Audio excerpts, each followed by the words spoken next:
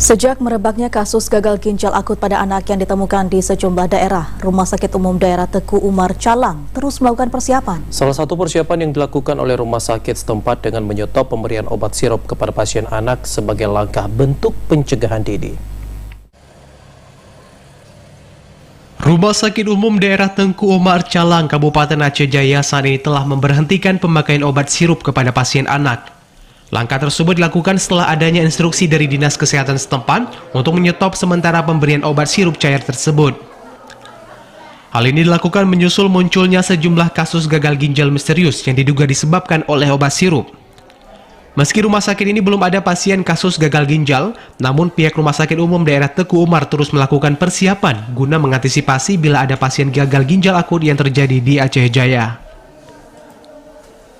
Selain itu, pihak rumah sakit telah mengganti pemberian obat sirup dengan obat pil kepada pasien.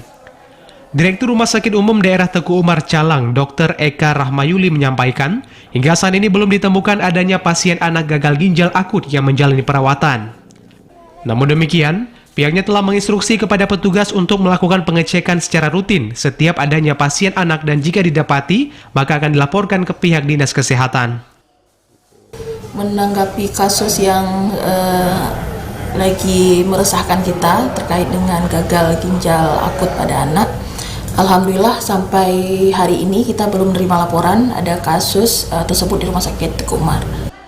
Terkait dengan merebaknya kasus gagal ginjal pada anak, pihak rumah sakit setempat meminta kepada masyarakat agar tidak panik.